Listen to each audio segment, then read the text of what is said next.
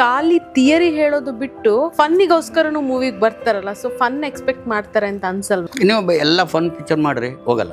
ನಾವು ಅನ್ಕೋಬಹುದು ಅಷ್ಟೇ. ಕಾಮಿಡಿ ಹೆಂಗಿರುತ್ತೆ ಅಂದ್ರೆ ವಾಸ್ತವ ಇರಬೇಕು, ಅಸಹ್ಯವಾಗಿರಬಾರ್ದು, ಬರೀ ಡಬಲ್ ಮೀನಿಂಗ್ ಇರಬಾರ್ದು. ಈಗ ನರಸಿಂಹರಾಜ್ ಅವ್ರ ಕಾಮಿಡಿ ಇತ್ತು, ದ್ವಾರಕೀಶ್ ಅವ್ರ ಕಾಮಿಡಿ ಇತ್ತು, ಎಂತೆಂತ ಕಾಮಿಡಿ. ಈಗಿನ ಪರಿಸ್ಥಿತಿ ಸರ್, ಹೆಣ್ಮಕ್ಳು ಇಂಡಸ್ಟ್ರಿಗೆ ಬರಬೇಕು ಅಂತಂದ್ರೆ ಭಯ ಪಟ್ಕೊಳ್ಬೇಕಾದ ಪರಿಸ್ಥಿತಿ ಬಂದಿದೆ. ನೀವು ಎಂ ಜಿ ರೋಡ್ನ ತಿರುಗಾಡ್ಬೇಕಂದ್ರೆ ಭಯ ಇದೆ, ಅದಿಲ್ಲ, ಅದಕ್ಕೆ ಸಂಬಂಧನೇ ಇಲ್ಲ.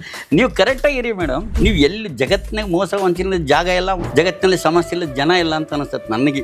ಆಗಿನ ಕಾಲದಲ್ಲಿ ಟೇಪ್ ಜಾಸ್ತಿ ತಿಂತಾನಂದ್ರೆ ಒಂದು ಚಾನ್ಸೇ ಇರಲಿಲ್ಲ. ಮಾರ್ಕೆಟ್ ಔಟ್ ಆಯ್ತಂದ್ರೆ ಅದು ಅವ್ರವ್ರೊಡೆ ಕರ್ಮಗಳು. ಅವ್ರು ನಡ್ಕೊಂಡ ರೀತಿ, ಮಾರ್ಕೆಟ್ ಜೋರಾಗಿ ಬಂದಾಗೆ ಅದು ಲೇಟಾಗಿ ಬರೋದು ಕೆಲವು ಆ ಕಾಲದಲ್ಲಿ ಇತ್ತು, ಬ್ಲ್ಯಾಕ್ ಅಂಡ್ ವೈಟ್ ಕಾಲದಲ್ಲಿ ಇತ್ತು. ಅವ್ರು ಹಂಗೆ ಫೇಡ್ ಔಟ್ ಆಗಿ ಅಲ್ಲಿ ಹೊಡಿತಾನೆ ಭಗವಂತ. ಆ 3 ಜನ ಮಕ್ಕಳಲ್ಲಿ ರಾಜ್ಕುಮಾರ್ ಸರ್ನ ತದ್ರೂಪ. ಕಾರೆಲ್ಲ ಹೊರಗಡೆ ಬಿಡ್ತಿದ್ರು, ಕಾರ್ ಶೆಡ್ನಾಗ ಎಲ್ಲರೂ ಚಾಪೆ ಡೌನ್ ಟು ಅರ್ತ್, ಎಲ್ಲ ಸಣ್ಣ ಬಡತನದಲ್ಲಿ ಬಂದವರು, ಅಂಥವ್ರ ಜೊತೆಲಿ ಸ್ನೇಹ, ಅಹಂಕಾರ ಇಲ್ಲ.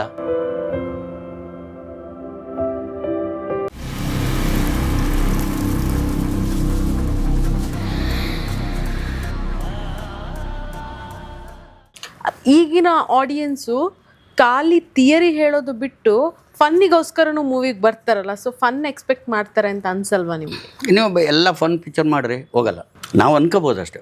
ಒಂದು ಕಾಮಿಡಿ ಅಂದರೆ ಕಾಮಿಡಿ ಹೆಂಗಿರುತ್ತೆ ಅಂದರೆ ವಾಸ್ತವ ಇರಬೇಕು, ಅಸಹ್ಯವಾಗಿರಬಾರ್ದು, ಬರೀ ಡಬಲ್ ಮೀನಿಂಗ್ ಇರಬಾರ್ದು. ಈಗ ನರಸಿಂಹರಾಜ್ ಅವ್ರ ಕಾಮಿಡಿ ಇತ್ತು, ದ್ವಾರಕೀಶ್ ಅವ್ರ ಕಾಮಿಡಿ ಇತ್ತು, ಎಂತೆಂಥ ಕಾಮಿಡಿ. ಅಮ್ಮ ನೀವು ನಂಬ್ತಿರೋ ಬಿಡ್ತಿರೋ, ನಾನು ತಮಿಳ್ನಾಡಿನಾಗಿದ್ನಲ್ಲ 69ರಿಂದ. ಚಂದ್ರಬಾಬು ಅಂತ ಒಬ್ಬ ಕಾಮಿಡಿ ಆರ್ಟಿಸ್ಟ್ ಇದ್ದ. ಈಗಿನ ಜನ್ರೇಷನ್ ಯಾರಿಗೂ ಗೊತ್ತಿಲ್ಲ ಬಿಡಿ, ಇತ್ತಿನವರಿಗೆ.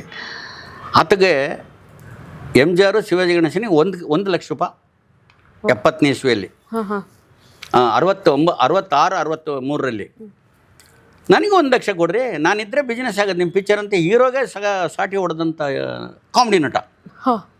ಆಮೇಲೆ ಅಣ್ಣವರು ಡೇಟ್ ತೊಗೊಳೋದಕ್ಕೆ ಮುಂಚೆ ನರಸಿಂಹರಾಜನ್ ಡೇಟ್ ತೊಗೊಳ್ತಾಯಿದ್ರು, ಉದಯ್ ಕಲ್ಯಾಣ್ ಕುಮಾರ್ ಡೇಟ್ ತೊಗೊಳೋದಕ್ಕೆ ಮುಂಚೆ ನರಸಿಂಹರಾಜ್ ಡೇಟ್ ತೊಗೊಳ್ತಾಯಿದ್ರು. ಹೀರೋಗೆ ವರ್ಷಕ್ಕೊಂದು ಮೂವಿ ಆದರೆ ಕಾಮಿಡಿಯನಿಗೆ 3-4 ಮೂವಿ. ಎಲ್ಲ ಪಿಕ್ಚರು, ಕನ್ನಡ ಪಿಕ್ಚರ್ ಎಲ್ಲವೂ ಇರ್ತಿದ್ವು. ನರಸಿಂಹರಾಜ್ ನಾವು ನೋಡಿದಂಗೆ ಕಾಲ್ ಮೇಲೆ ಕಾಲು ಹಾಕೊಂಡು ಕುಂತಿದ್ರು ಸೆಟ್ಟಲ್ಲಿ. ಅವ್ರ ಹತ್ರ ಹೋಗಿ ಹೀರೋಗಿಂತ ಅವ್ರಿಗೆ ಬೆಲೆ ಜಾಸ್ತಿ ಇತ್ತು.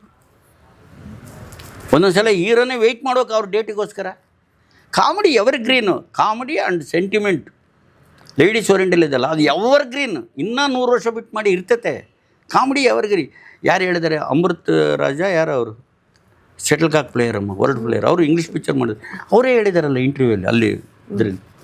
ಕಾಮಿಡಿ ಆ್ಯಂಡ್ ಸೆಂಟಿಮೆಂಟ್ ವಾಸ್ತವ ಇರಬೇಕು, ಸತ್ಯಾಂಶ ಇರಬೇಕು, ಅದರಲ್ಲಿ ಡೆಫಿನೆಟ್ಲಿ ಇಟ್ಟಾಗುತ್ತೆ. ಸೊ ನೀವು ಕತೆ ಸೆಲೆಕ್ಷನ್ ಮಾಡಬೇಕಾದ್ರೆ ಇದೆರಡು ಪಾಯಿಂಟ್. ಹೌದು, ನಾನು ಎಲ್ಲವೂ ಟ್ರೂತ್ ಸಬ್ಜೆಕ್ಟ್ನೇ. ಯಾವಾಗ ಎಕ್ಸ್ಪೆಕ್ಟ್ ಮಾಡ್ಬೋದು ಸರ್ ನಿಮ್ದೊಂದು ಮೂವಿ? ನಾವು ಗಮ ಮೊನ್ನೆ ಉಪೇಂದ್ರ ಅವ್ರನ್ನ ಮೀಟ್ ಮಾಡಿದೆ, ಹೋದೆ, ಕಂಟೆಂಟ್ ಹೇಳಿದೆ, ಅವಾರ್ಡ್ ಮೂವಿಯಾ ಅಂದರು. ಕೇಳಕ್ಕೆ ಹಂಗಿರ್ತದೆ ಅದು. ಈಗ ಜೀವಾವಧಿ ಕೈದಿಗಳು ಮಕ್ಕಳನ್ನ ಕರ್ಕೊಂಬಂದು ಒಬ್ಬ reserve bank of India retired officer 200 ಮಕ್ಕಳು ಸಾಕಿ ಫಸ್ಟ್ ರ್ಯಾಂಕ್ನ ಬರ್ತಿದ್ದಾರೆ. ಪಾಪ ಸಣ್ಣ ಹುಡುಗರು, ಅವ್ರಿಗೆ ಸಂಸ್ಕಾರ. ನಾಳೆ ಅವರು ಒಬ್ಬ ಜೀವಾವಧಿ ಶಿಕ್ಷೆ ಅನುಭವಿಸಿರ್ತಾನೆ, ಕೊಲೆ ಮಾಡಿಬಿಟ್ಟಿರ್ತಾನೆ, ಇಲ್ಲ ಮರ್ಡರ್ ಮಾಡಿರ್ತಾನೆ, ಇಲ್ಲ ಏನೋ ಮಾಡಿರ್ತಾನೆ ತಪ್ಪು, ಕಮ್ಮಿ ಹಿಂದುಳಿದ ಜನಾಂಗ. ಅವರು ಬಡತನಕ್ಕೆ ಕಷ್ಟ, ತಿನ್ನೋಕ್ಕೆ ಕಷ್ಟ, ಯಾವುದೋ ಹೆಂಡ್ತಿನ ಬೆಂಕಿಟ್ಟು ಸುಟ್ಬಿಟ್ಟಿರ್ತಾನೆ ಯಾವುದೋ ಒಂದು ಕಾರಣಕ್ಕೆ. ಕೋಪ ಜಾಸ್ತಿ ಅಲ್ಲ ಬಡವ್ರಿಗೆ. ಅದಕ್ಕೆ ಹೌದು, ಸ್ವಾಭಿಮಾನ ಇರುತ್ತಲ್ಲ ಅಲ್ವಾ? ಅಲ್ಲ, ಅವ್ರಿಗೆ ಸಡನ್ ಬರೋದೇ ಕೋಪ ಒಂದೇ, ಅವ್ರಿಗೆ ಬೆನಿಫಿಟ್ ಇನ್ನೇನಿಲ್ಲ. ಅವ್ರಿಗೆ ಸಂಪಾದನೆ ಮಾಡೋದೇ ಕೋಪ ಒಂದೇ. ಅವರು ಬಡವರು, ಅವನು ಏನಿಲ್ಲ ಅಂದ್ರೂ ಕೂಡ ನಡಿ, ಅವ್ನು ನೋಡಿ ಅವ್ನು ಹೊಡೆದ ಬಿಡೋಣ, ಅವ್ನು ಸಾಯಿಸೇ ಬಿಡೋಣ ಅಂತ ಹೋಗ್ತಾನೆ. ಅವನು ಒಂದು ಏನಾಗುತ್ತೆ ಅಂಬೋದು ಗೊತ್ತಿರಲ್ಲ, ಪ್ರಜ್ಞೆ ಇರಲ್ಲ. ಸೊ ಹಾಗಾಗಿ ಆ ಮಕ್ಕಳು ನಾಳೆ ಆ ಏರಿಯಾದಲ್ಲಿರೋರೆ, ನಿಮ್ಮಪ್ಪ ಕೊಲೆಗಾರ, ನೀವು ಬರೋಡ ಹೋಗಿ ಅಂತ ಅವ್ರ ಮಕ್ಕಳ ಹತ್ರ ಸೇರಿಸಲ್ಲ. ನಾಳೆ ಅವನು ಸಮಾಜ ಘಾತಕ ಆಗ್ಬೋದು, ಭಯೋತ್ಪಾದಕ ಆಗ್ಬೋದು, ಬೇರೆಯವ್ರು ಅವ್ನು ದುಡ್ಡು ಕೊಟ್ಟು ಅವನ ಅನೈತಿಕ ಸಂಬಂಧಕ್ಕೆ ಕಳಿಸ್ಬೋದು, ಏನಾದ್ರು ಒಂದು ಆಗ್ಬೋದಲ್ಲ. ಅಂಥವ್ರ ದಾರಿ ತಪ್ಪಬಾರ್ದು, ಸಮಾಜ ಘಾತಕರಾಗಬಾರ್ದು, ನಾಳೆ ನಕ್ಸಲಿಟ್ ಆಗಬಾರ್ದು. ಅಂಥವ್ರಿಗೆ ನಾವು ಎಜುಕೇಷನ್ ಆ್ಯಂಡ್ ಸಂಸ್ಕಾರ ಕೊಟ್ಟರೆ ನಮ್ಮ ದೇಶ ಚೆನ್ನಾಗಿರುತ್ತೆ ಅನ್ನೋ ಒಂದು ಭಾವನೆ ಮೇಲೆ ಮಾಡ್ತಾರೆ. ಶೃಂಗೇರಿ ಶಾರದಾಂಬ ಮಠದವರು ಅದಕ್ಕೆ ಅನುದಾನ ಕೊಡ್ತಾರೆ, ಅದಕ್ಕೆ ಟ್ರಸ್ಟಿಗೆ ಮೀನು ನಡೆಸ್ತಾರೆ. ರೇವಣ ಸಿದ್ದಯ್ಯನವ್ರು ಕಮಿಷನರ್ ಆಗಿದ್ದರು, ಆ ಕ್ಯಾರೆಕ್ಟ್ರು ಅದು ಇರ್ತೈತೆ, ಅವ್ರದ್ದು ಇರ್ತೈತೆ. ಸೊ ಹಾಗೆ ಒಬ್ಬ ಅಯ್ಯಂಗಾರು ಅವ್ರ ಮನೆಯವರು, ಅವ್ರ ರಿಲೇಷನ್ ಬರ್ತಾರೆ, ಮೆಡ್ರಾಸ್ನಿಂದ ಬರ್ತಾರೆ, ತಮಿಳ್ನಾಡವರು. ಏನೋ ಶೂದ್ರನ್ನೆಲ್ಲ ಕರ್ಕೊಂಬಂದು ಮನೆಗೆ ಇಟ್ಟಿದ್ದೀವಿ ಅಂತಾರೆ. ನಾನು ನಿಮ್ಮ ಮನೆಗೆ ಒಂದು ಹನಿ ನೀರು ಕುಡಿಲ್ಲ ಅಂತ ಹೊಟ್ಟೋಗ್ಬಿಡ್ತಾರೆ. ಹೋಗ್ರಿ ಅಂತಾರೆ. ಹೋಗಿ ನನಗೇನು ಹೇಳಿದ್ದಾನೆ ಭಗವಂತ, ವಿವೇಕಾನಂದ ಸ್ವಾಮಿ ಏನು ಹೇಳಿದ್ದಾನೆ, ರಾಮಕೃಷ್ಣ ಪರಮಹಂಸರು ಏನು ಹೇಳಿದ್ದಾರೆ ಅಂದರೆ, ಏನಿಲ್ಲದ ನಿರ್ಗತಿಕರ ಕಣ್ಣೀರು ಒರೆಸು, ಅಲ್ಲಿದ್ದಾನೆ ಅವ್ರ ಹೃದಯದಲ್ಲಿ ಭಗವಂತ, ನಿನಗೆ ಮುಕ್ತಿ ಮೋಕ್ಷ ಸಿಗುತ್ತೆ. ಅದು ಅವನಿಗೆ ಇಂಟೆನ್ಷನ್. ಆಮೇಲೆ ಇಡೀ ಆಸ್ತಿ, ಇಡೀ ಪ್ರಾಪರ್ಟಿ ತಂದು ಎಲ್ಲವನ್ನ ಅದಕ್ಕೆ ಬರೆದಿಟ್ಟು ಹೋಗಿದ್ದಾನೆ. ವಿಲ್, ನನ್ನ ರಕ್ತ ಸಂಬಂಧ ಯಾರು ಬರಬಾರ್ದು ಇದಕ್ಕೆ ಟ್ರಸ್ಟ್ ಮಾಡಿದ್ದಾರೆ. ಇಲ್ಲೇ ಇದೆ 200 ಮಕ್ಕಳು, ರಾಯಚೂರು, ಬೀದರ್, ಗುಲ್ಬರ್ಗ, ಯಾದಗಿರಿ, ಅಲ್ಲಿಂದ ಬಂದಾರ ಹುಡುಗರು, ಬಡವರು, ಸ್ಲಮ್ನಾಗಿರೋರು. ಅವರು ಇವತ್ತು ಫಸ್ಟ್ ರ್ಯಾಂಕ್ನಾಗ ಬರ್ತಾರೆ. ಇದನ್ನು ಮಾಡಿ ಸರ್ ನೀವು, ಯಾಕೆ ಮಾಡಿ ಬರೀ ಬಡದಾಟನೇ ನಂಬ್ಕೋಬೇಡಿ. ಈಗ ಅಣ್ಣವರು ಕನಕದಾಸ ಮಾಡಲಿಲ್ವಾ, ಭಕ್ತ ಕುಂಬಾರ ಮಾಡಲಿಲ್ವಾ, ಹೊಡೆದಾಟ ಫೈಟ್ ಆಯಿತು. 25 ವಾರ ಸೂಪರ್ ಡೂಪರ್ ಇಟ್ಟಿಲ್ಲ. ಕಾಳಿದಾಸ ನಾವು ಕರೆಕ್ಟಾಗಿ ಮಾಡಲಾರ್ದೆ ಅದು ಬೋರ್ ಹೊಡಿಸಿ ಎಲ್ಲ ಏನೋ ತಗೊಂಡೋಗಿ ತುರುಕಿ ಒಂದು 4 ಸಾಂಗು 4 ಫೈಟ್ ಅಂದರೆ ಅದು ಹೋಗಲ್ಲ ಸಿನಿಮಾ. ಒಬ್ಬರು ಸೀನಿಯರ್ ಡೈರೆಕ್ಟರ್ ಹೇಳ್ತಾರೆ ಸರ್, ಅವರು ನಾನು ಯಾರೋ ಒಂದು ಹೀರೋಗೆ ಸ್ಟೋರಿ ಹೇಳಕ್ಕೆ ಹೋದಾಗಲಿ, ಯಾವುದೋ ಒಂದು ಪ್ರೊಡ್ಯೂಸರ್ನ ಅಪ್ರೋಚ್ ಮಾಡಿದಾಗಲಿ, ನಾನು ಒಂದಷ್ಟು ಹಿಟ್ಟು ಮೂವಿಗಳನ್ನು ಕೊಟ್ಟಿದ್ದೆ. ಬಟ್ ಈಗ ಹೋದಾಗ ಅವ್ರಿಗೇನೋ ನನ್ನನ್ನು ನೋಡಿದಾಗ ಔಟ್ಡೇಟೆಡ್ ಅಂತ ಫೀಲ್ ಆಗುತ್ತೆ, ಈಗಿನ ಜನ್ರೇಷನ್ಗೆ ಸೆಟ್ ಆಗಲ್ಲ ಅಂತ ಫೀಲ್ ಆಗುತ್ತೆ. ಸೊ ಹಾಗೆ ನೀವು ಯಾವುದಾದ್ರೂ ಫೇಸ್ ಮಾಡಿದ್ದೀಯಾ? ಇಲ್ಲ ನನಗೆ ಆ ಥರ ಇಲ್ಲ. ನನಗೆ ನಾನು ಕೊಟ್ಟರು ಸರಿ, ಕೊಡೋದು ಸರಿ. ನಾನು ಏನು ಹೇಳ್ತೀನಿ ಅಂದರೆ, ನನಗೆ ಯೋಗ ಇಲ್ಲ ಅವ್ರ ಜೊತೆಲಿ ಕೆಲಸ ಮಾಡೋಂಥದ್ದು ಯೋಗ. ಅವ್ರು ಕೊಡಲಿಲ್ಲ, ನನ್ನ ಕೊರಗಿಲ್ಲ, ಕೊಡಲಿಲ್ಲ ನನಗೆ. ನನ್ನ ಭಗವಂತ ಈಗ ನಿಮ್ಮ ಅನ್ನದ ಋಣ ಎಲ್ಲಿ ಬರ್ದಾನಂತ ಗೊತ್ತಿಲ್ಲ. ಯಾವುದೋ ಊರಿಗೆ ಹೋಗ್ತಾರೆ, ಅಲ್ಲೆಲ್ಲಿ ಊಟ ಸಿಗೋಲ್ಲ, ಯಾವುದೋ ಒಂದು ಕಡೆ ತಂದು ಕೊಡ್ತಾರೆ. ಸೊ ಅನ್ನದ ಋಣ ಅಲ್ಲಿರ್ತತೆ. ನಾವು ಇನ್ನೊಬ್ಬರನ್ನ ಕೊರೆ ಹೇಳೋದಲ್ಲ. ಔಟ್ಡೇಟ್ ಆಗಿರ್ಬೋದು ನೀನು. ಈಗ ಎಲ್ಲ ಹೀರೋಗಳು ಸೂಪರ್ ಹಿಟ್ ಕೊಟ್ಟು ಪಿಕ್ಚರ್ಗಳು ಇಲ್ಲ ಕಂಟಿನ್ಯೂ ಆಗಿ. ಎಲ್ಲ ಡೈರೆಕ್ಟ್ರು ಸೂಪರ್ ಹಿಟ್ ಕೊಟ್ಟು ಪಿಕ್ಚರ್ಗಳು ಇಲ್ಲ, ಇರ್ಬೋದು. ಈಗ ನಾನು ಒಬ್ಬ ದೊಡ್ಡ ಹೀರೋಮ್ಮ, ನಾನು ಚಿಂತೆ ಮಾಡ್ತೀನಿ. ನಾನು ಹೀರೋ ಕ್ಯಾರೆಕ್ಟ್ರ್, ಇವಾಗ ನಾನು ಒಬ್ಬ ಹೀರೋ. ನಾನು ಬಂದು ಡೇಟ್ ಕೇಳ್ತಾರೆ, ಯಾರು ಇವರು, ಎಷ್ಟು ಪಿಕ್ಚರ್ ಮಾಡಿದ್ದಾರೆ, ಆಮೇಲೆ ನನ್ನ ಮಾರ್ಕೆಟ್ ಔಟ್ ಆಗಿಬಿಟ್ಟು ಈ ಡೈರೆಕ್ಟ್ರಿಗೆ ನಾನು ಪಿಕ್ಚರ್ ಪಿಕ್ಚರ್ ಫ್ಲಾಪ್ ಆಗಿಬಿಟ್ರೆ ನನ್ನ ಮಾರ್ಕೆಟ್ ಡೌನ್ ಆಗುತ್ತೆ. ಖಂಡಿತ. ಸೊ ಅದು ಯೋಚನೆ ಮಾಡಿ, ಫ್ಯಾಕ್ಟ್ ಇದು, ಬಿಸ್ನೆಸ್ಸು. ಆಮೇಲೆ ಹೊಸವ ಬಂದು ಕೇಳ್ತೇನೆ, ಒಬ್ಬ ಬಿಡಿ ಸೂಪರ್ ಹಿಟ್ಟು ಈ ಡೇಟಿಗೆ ಇವತ್ತಿನ ಕಂಡಿಲ್ಲ, ಎಲ್ಲ ಹಳಬರೋ ಪುರಾತನ ಕಾಲದವ್ರು ಡೈರೆಕ್ಟ್ರು ಅಂತೇಳಿ ಬಿಡುಬಿಡ್ಬೋದು. ಯಂಗ್ಸ್ಟರ್ಸ್ ಕತೆ ಹೇಳ್ತಾನೆ, ಇವನಿಗೆ ಕೊಟ್ಟರೆ ಗ್ಯಾರಂಟಿ ಏನು ಅಂಬೋದು ಅವ್ರಿಗೆ ಅನುಮಾನ ಬರುತ್ತೆ. ಸೊ ಅವ್ರು ಸೇಫ್, ಅವ್ರವ್ರು ಸೇಫ್, ಅವ್ರು ನೋಡ್ತಾರೆ. ಎಲ್ಲ ಅವ್ರವ್ರ ಸೇಫರ್ ಝೋನಲ್ಲೇ ಇರ್ತಾರೆ. ಹೌದು, ಈಗ ನಟ ನಟಿಯರು ಎಲ್ಲರೂ ಅಷ್ಟೇ. ಸೊ ಆ ಕಾಲದಲ್ಲಿ ಏನಿತ್ತಪ್ಪ ಅಂದರೆ, ಸಿನಿಮಾ ಅಂದರೆ ಅದು ಒಂದು ದೇವಸ್ಥಾನ ಇದ್ದಂಗೆ, ಅದು ಒಂದು ದೇವದ ಒಂದು ಕೊಡುಗೆ ನಮಗೆ, ಭಗವಂತನ ಕೃಪೆ. ಈಗ ಬಣ್ಣ ಹಾಕ್ಬೇಕಾದ್ರೂ ಮೇಕಪ್ ಮ್ಯಾನ್ ಕಾಲಿಗೆ ನಮಸ್ಕಾರ ಮಾಡಿ ಈಗ ಕುಂತ್ಕೊಂಡು ಬಣ್ಣ ಹಾಕ್ಕೊಂತಿದ್ರು. ಒಂದು ಶಿಸ್ತಿತ್ತು ಅವಾಗೆಲ್ಲ. ಈಗಿನ ಪರಿಸ್ಥಿತಿ ಸರ್, ಹೆಣ್ಮಕ್ಳು ಇಂಡಸ್ಟ್ರಿಗೆ ಬರಬೇಕು ಅಂತಂದರೆ ಭಯ ಪಟ್ಕೊಳ್ಬೇಕಾದ ಪರಿಸ್ಥಿತಿ ಬಂದಿದೆ, ನಿಮಗೆ ಗೊತ್ತಿದ್ದ ಹಾಗೆ. ನೀವು MG ರೋಡ್ನ ತಿರುಗಾಡ್ಬೇಕಂದ್ರೂ ಭಯ ಇದೆ. ಅದಿಲ್ಲ, ಅದಕ್ಕೆ ಸಂಬಂಧನೇ ಇಲ್ಲ. ನೀವು ಕರೆಕ್ಟಾಗಿರಿ ಮೇಡಮ್, ಅದಕ್ಕೆ ಸಂಬಂಧನೇ ಇಲ್ಲ. ನೀವು ಎಲ್ಲಿ ಜಗತ್ತಿನಾಗ ಮೋಸ ವಂಚನೆ ಜಾಗ ಎಲ್ಲ, ಜಗತ್ತಿನಲ್ಲಿ ಸಮಸ್ಯೆ ಇಲ್ಲ, ಜನ ಇಲ್ಲ ಅಂತ ಅನಿಸ್ತದೆ ನನಗೆ. ಇವತ್ತಿನ ಅನುಭವದ ಮಾತು, ಇವತ್ತು ನೋಡಿದ್ದು ಇಲ್ಲ ಕೇಳಿದ್ದು ಅಂತ ಹೇಳ್ಬೋದು. ಎಲ್ಲ ಕಡೆ ಸಮಸ್ಯೆ ಇದೆ, ಎಲ್ಲ ಕಡೆ ಮೋಸ ವಂಚನೆ ಇದೆ. ಅದನ್ನ ಯಾಕೆ ನೀವು ಎದುರ್ತೀರಿ? ನೀವು ನಾವು ಕರೆಕ್ಟಾಗಿದ್ದರೆ ಯಾರು ಏನು ಮಾಡೋಕ್ಕಾಗಲ್ಲ ಅಲ್ವಾ? ಹೌದು. ಸೊ ಹಾಗಾಗಿ ನಾವು ಹೇಳ್ಬೋದು. ಹೇಗೆ ಈಗ ನಾನೇನು ಹೇಳ್ತೀನಿ ಅಂದರೆ, ನಾನು ಅವ್ರು ಮೋಸ ಮಾಡಿದ್ರೆ, ಅವ್ರು ಮೋಸ ಮಾಡೋದು ತಪ್ಪಲ್ಲ, ಅದು ಅವ್ರ ವೃತ್ತಿಯಪ್ಪ. ನೀನು ಯಾಕೆ ಮೋಸ ಹೋದ? ನಿನ್ನ ತಪ್ಪು ತಾನೆ? ಇಲ್ಲ ನೀನು ಮೋಸ ಮಾಡು, ಅದನ್ನ ಯಾಕೆ ಕೇಳ್ಕೊತೀಯ? ನಿನ್ನ ಧೈರ್ಯಪ್ಪ, ಧೈರ್ಯದ ಮೇಲೆ ಮೋಸ. ನಾವು ತಿಳ್ಕೊಳ್ಳೋದು ಅಷ್ಟೇ. ನಮ್ಗೆ ಅವ್ರು ಹಂಗೆ ಮಾಡಿದ್ರು, ನೀವು ಸರಿ, ನೀನು ಯಾರ್ಯಾರಿಗೆ ಏನೇನು ಮಾಡಿದೆ ಅದನ್ನು ಹೇಳ್ಕೊಂತೀಯ? ಹೇಳಲ್ಲ, ಯಾರು ಹೇಳಲ್ಲ. ಇವತ್ತು ಜಗತ್ತು ತೋರಿಸಿ ಅಂಥವ್ರು ಯಾರಿದ್ದಾರೆ ಅಲ್ವಾ? ನಾನೇನು ಹೇಳಿದೆ ಇವಾಗ, ನಾನು ಹಂಗೆ ಮೇಡಮ್, ನಾನು ಹಿಂಗೆ ಮೇಡಮ್, ನಿಮ್ಮ ಹತ್ರ ಏನೇನೋ ಹೇಳ್ಕೊಂಬಿಟ್ಟೆ. ನಿಮ್ಗೇನು ಗೊತ್ತು ಮಡ್ರಾಸಿನಾಗ ಯಾರಿಗೆ ಮೋಸ ಮಾಡಿದ್ರೆ? ನಿಮ್ಗೇನು ಗೊತ್ತು? ಗೊತ್ತಿರಲ್ಲ.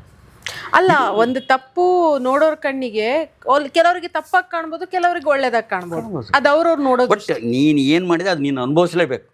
ಇದು ಸಿದ್ಧಾಂತ ಅಲ್ವಾ? ತಲೆಗೆ ಹಾಕಿದ ನೀರು ಕಾಲಿಗೆ ಬೀಳಲೇಬೇಕು. 100% ಮೇಡಮ್. ನಮ್ಮಲ್ಲಿ ಏನು ನಾವು ಹೇಳ್ಬೋದು, ಇವತ್ತು ಎಲ್ಲರಿಗೂ ಜನಕ್ಕೆ ಜಗತ್ತಿಗೆ ಮೋಸ ಮಾಡೋದು, ಜನಕ್ಕೆ ಮೋಸ ಮಾಡೋದು ಅಂತ ಹೇಳ್ಬೋದು. ಬಟ್ ಅಲ್ಲಿ ಒಬ್ಬ ಜಗದೀಶ್ ಇದ್ದಾನೆ, ಅವ್ನಿಗೆ ಮಾಡೋಕ್ಕಾಗಲ್ವಲ್ಲ. ಅವ್ನದ್ದು ರೆಕಾರ್ಡ್ ಆಗ್ತಾ ಇರ್ತೈತಲ್ಲ ನಿಮ್ಮ ಕಂಪ್ಯೂಟರ್ ಥರ. ಈಗ AI ಬಂದಿದ್ದು ಇವಾಗ, ಆ ಲೆವೆಲಿಗೆ ಹೋಗಿದೆ ಅಂದಮೇಲೆ ಜಗತ್ತು, ಇದಕ್ಕಿಂತ ಇನ್ನೇನು ಬೇಕು ನಮಗೆ? ತೃಪ್ತಿ ಪಡು, ಪ್ರತಿಯೊಂದು ಕೊರಗಬೇಡ. ಕೊರಗಿ ನೀನು ಯಾಕೆ ನೋವು ಆಗ್ತೀಯ ಅಂತ. ಈಜಿ ಟೇಕ್ ಇಟ್ ಈಜಿ ಅಂತಾರಲ್ಲ, ಎಲ್ಲವನ್ನ ಸ್ವಾಗತ ಮಾಡು. ಅದು ನಮ್ಮ ಒಂದು ಅನಿಸಿಕೆ ಇದೆ ಅಷ್ಟೇ, ಅನುಭವ. ಈಗ ಸಂಗೀತಂ ಶ್ರೀನಿವಾಸರಾವ್, ರೇಣುಕಾ ಶರ್ಮಾ ಅವರು, ಸೋಮಶೇಖರ್ ಅವರು, ಎಲ್ಲ ದೊಡ್ಡ ದೊಡ್ಡ ಡೈರೆಕ್ಟರ್ಗಳು, ಮಹನೀಯರ ಹತ್ರ ನಾವು ಕೆಲಸ ಮಾಡಿದ್ವಿ. ದೊಡ್ಡ ಮಹನೀಯರು, ಹೆಸರಾಂತ ಮಹನೀಯರು. ಅವಾಗ ಅವರಲ್ಲಿ ಒಂದು ಶಿಸ್ತು, ಸಮಯ ಪ್ರಜ್ಞೆ ಎಲ್ಲವೂ ಇದ್ದವು. ಈಗಿನ ಶಿಸ್ತಿಲ್ಲ. ಆಗಿನ ಕಾಲದಲ್ಲಿ ಟೇಪ್ ಜಾಸ್ತಿ ತಿಂತಾನಂದ್ರೆ ಅವ್ನಿಗೆ ಚಾನ್ಸೇ ಇರಲಿಲ್ಲ ಅನ್ಸುತ್ತೆ. ಅವ್ನು ಟೇಪ್ ತಿಂತಾನೆ. ಆಮೇಲೆ ಈಗ ಮಾರ್ಕೆಟ್ ಔಟ್ ಆಯ್ತಂದ್ರೆ ಅದು ಅವ್ರವ್ರಡೆ ಕರ್ಮಗಳು ಅಷ್ಟೇ, ಅವ್ರು ನಡ್ಕೊಂಡ ರೀತಿ. ಮಾರ್ಕೆಟು ಜೋರಾಗಿ ಬಂದಾಗೆ ಇದು ಬರೋದು, ಲೇಟಾಗಿ ಬರೋದು, ಕೆಲವು ಆ ಕಾಲದಲ್ಲಿ ಇತ್ತಿದ್ದು, ಬ್ಲ್ಯಾಕ್ ಆ್ಯಂಡ್ ವೈಟ್ ಕಾಲದಲ್ಲಿ ಇತ್ತು. ಅವ್ರು ಹಂಗೆ ಫೇಡ್ ಔಟ್ ಆಗ್ತಾರೆ, ಅದು ಅಲ್ಲಿ ಹೊಡಿತಾನೆ ಭಗವಂತ. ಹೌದು ಸರ್, ಆವಾಗಲೇ ನೀವು ಹೇಳಿದ್ರಿ ಪಾರ್ವತಕ್ಕ ಒಬ್ರಿಗೆ ಬಿಟ್ಟು ಅಣ್ಣವ್ರು ಬೇರೆ ಯಾರಿಗೂ ಗದರ್ಲಿಲ್ಲ ಅಂತ. ಇಲ್ಲ ಇಲ್ಲ, ಮಕ್ಳ ವಿಷಯ ಬಂದಾಗ ಅಪ್ಪಾಜಿ ಅಂತಿದ್ರು. ಈಗ ಪುಟ್ಟಸ್ವಾಮಿ ಅಂತ ಅವ್ರ ಹೆಸರು, ನಮ್ಮ ಶಿವಣ್ಣನ ಹೆಸರು ಪುಟ್ಟಸ್ವಾಮಿ, ಅವ್ರ ತಂದೆ ಹೆಸರು ಪುಟ್ಟಸ್ವಾಮಿ ಅಂತ ಹೆಂಗೆ ಕರಿತೀರ ಏಕವಚನದಲ್ಲಿ, ಅದಕ್ಕೆ ಅಪ್ಪಾಜಿ ಅಂತಿದ್ರು. ರಾಘುಗೆ ಮಾತ್ರ ರಾಘು ಅಪ್ಪಾಜಿ ಅಂತಿದ್ರು ಅವರು. ಅವರು ಮತ್ತೆ ಹೇಳ್ತಿದ್ರು, ನಾವು ಇನ್ನು ಆ ಸಂಸ್ಥೆಗೆ ಹೋಗೋದಕ್ಕೆ ಮುಂಚೆ ಅಣ್ಣರಿಗೆ ಕೋಪ ಬಂದರೆ ಎಲ್ಲೆಲ್ಲಿ ಪಿನ್ ಡ್ರಾಪ್ ಸೈಲೆಂಟ್, ಅವ್ರು ಹೊರಗಡೆ ಎಳಿತಾರೆ ಶೂಟಿಂಗ್ ಅಂದರೆ ಎಲ್ಲ ಅಲ್ಲೆಲ್ಲಿ ಡೋರಿಂದ ಅಡಿಕೊಂಬಿಡೋರು, ಯಾರು ಅವ್ರ ಮುಂದೆ ಬರೋಕ್ಕಿರ್ತಿದ್ದಿಲ್ಲ.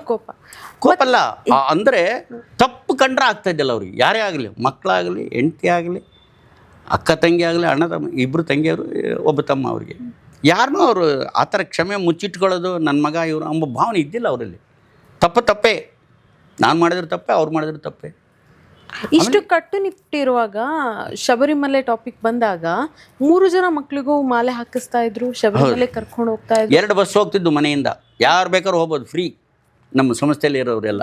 ಸೊ ಮಾಲೆ ಅಂತಂದ್ರೆ ತುಂಬಾ ಕಟ್ಟುನಿಟ್ಟಾಗಿರ್ಬೇಕು, ಮಕ್ಕಳು ಅಂತ ಬಂದಾಗ ಹೀಗೆ ಇಲ್ಲ. ಅವರು ಈಗ ನಮ್ಮ ಶಿವಣ್ಣ ರಾಘಣ್ಣ ಮಾಲೆ ಹಾಕೋರು, ಇನ್ನೂ ಓದ್ತಾ ಇದ್ರು ಅವಾಗ, ನಾವು ಓದುವಾಗ.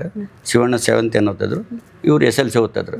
ಶಿವಣ್ಣ SLC ಓದ್ತಿದ್ರು, ನಮ್ಮ ನಾನು ಹೋದಾಗ 7th 8th ಓದ್ತಾ ಇದ್ರು. ಆಮೇಲೆ ಮೆಡಿಕಲ್ ಓದೋವರೆಗೆ ಇದ್ದೇ ಬಿಡಿ ನಾನು ಅವ್ರ ಸಂಸ್ಥೆಯಲ್ಲಿ.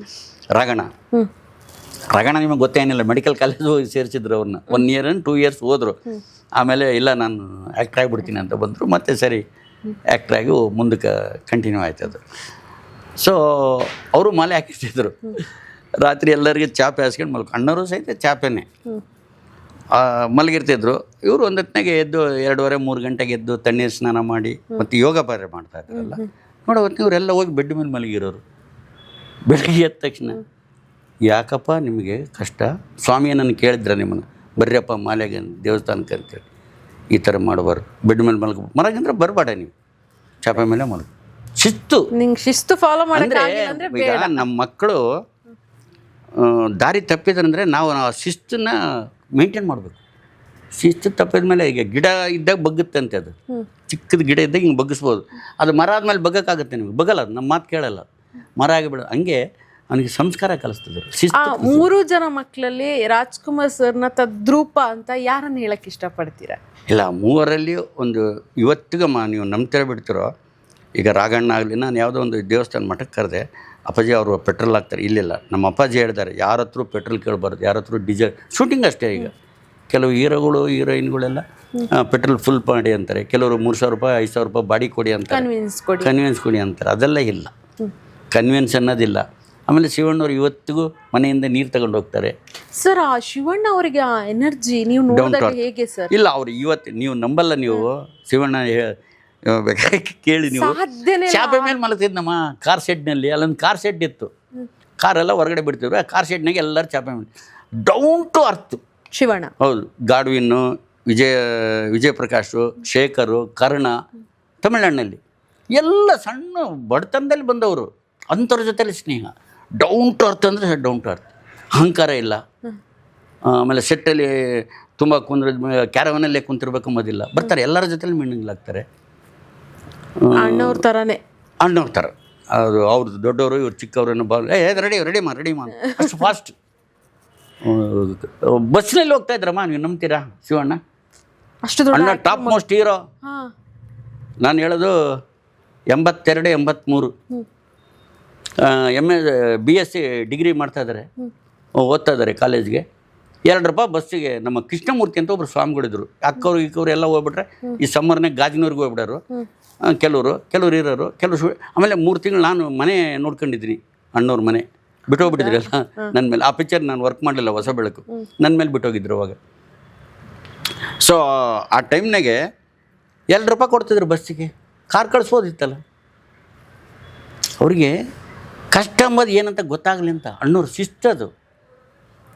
ಆಮೇಲೆ ಹುಡುಗರು ಅಷ್ಟೇ, ಯಾರಿಗೂ ಇದು ಬೇಕು ಅದು. ಇನ್ನು ನಮ್ಮ ರಾಘಣ್ಣ ರಿಸರ್ವ್ ಜಾಸ್ತಿ, ಯಾರ ಹತ್ರ ಜಾಸ್ತಿ ಬಟ್ ಶಿವಣ್ಣ ಹಂಗಲ್ಲ, ಎಲ್ಲರೂ ಎಲ್ಲಿ ಬೇಕಾದ್ರೆ ಕುಂತ್ಕೊಂಡು ಕೆಳಗಡೆ ಕೆಳಗಡೆ ಆ ಥರ ಶಿವಣ್ಣನ. ಅವ್ರ ಅಪ್ಪನ ಫೋಟೋ ಮುಂದ್ಗಡೆ, ಅಪ್ಪ ನನಗೆ ಯಾಕೆ ಇವೆಲ್ಲ ಬರ್ತದೆ ಅವ ನನಗೆ ಡಾಕ್ಟ್ರೇಟ್ ಅಂತ, ನಾನು ಏನು ಎಮ್ಮೆ ಕಾದವನು ಹಳ್ಳಿ ಊರಾಗ, ನನಗೆ ಯಾಕೆ ಡಾಕ್ಟ್ರೇಟ್ ಕೊಡ್ತಾರೆ ಇವರು ನೊಂದು ಕುಗ್ಗುತ್ತಾ ಇದ್ರಮ್ಮ. ಇದು ನಾನು ನೋಡ್ದಂಗೆ ಭಕ್ತ ಪ್ರಹ್ಲಾದ ವರ್ಕ್ ಮಾಡ್ತಾಯಿದ್ವಿ, ಅನೌನ್ಸ್ಮೆಂಟ್ ಆಯಿತು ಬೆಳಗ್ಗೆ 3:30 2:00 ಫೋನ್ ಮಾಡಿ ಹೇಳಿದ್ರಂತೆ, ನಾಳೆ ಬೆಳಗ್ಗೆ ಅನೌನ್ಸ್ಮೆಂಟ್ ಆಗ್ತದೆ, ಪದ್ಮಭೂಷಣ ಬಂದಿದೆ ಅಂತೇಳಿ. ಬೆಳಗ್ಗೆ ನಾವು ಶೂಟಿಂಗ್ ಹೋಗ್ಬೇಕು, ಹೋಗಿ ಅಣ್ಣವ್ರನ್ನ ಮೀಟ್ ಮಾಡಿದಾಗ ಫೋಟೋ ಬಂದು ನಿಂತ್ಕೊಂಡು ಮಾತಾಡ್ತಾ ಇದ್ದಾರೆ. ನನಗೆ ಯಾಕೆ ಬರ್ತದೆ ಈ ಪ್ರಶಸ್ತಿ, ನನಗೇನು ಇಷ್ಟ ಆಗಿಲ್ಲ ಇದು, ನಾನು ಏನು ಮಾಡಿದ್ದೀನಿ, ನಾನು ಏನು ದೊಡ್ಡ ಸಾಧನೆ ಮಾಡಿದ್ದೀನಿ ಆ ಥರ ಕುಗ್ತಾ ಇದ್ರು. ಆಮೇಲೆ ಅದು ಯಾವುದನ್ನೂ ಆಸೆ ಪಟ್ಟಿಲ್ಲ, ಎಲ್ಲವೂ ಅವ್ರನ್ನ ಹುಡುಕಿ ಬಂದಿದ್ದೇವಿನ ಅವ್ರು ಆಸೆ ಪಟ್ಟು ಯಾವುದಕ್ಕೂ ಹೋಗಿಲ್ಲ.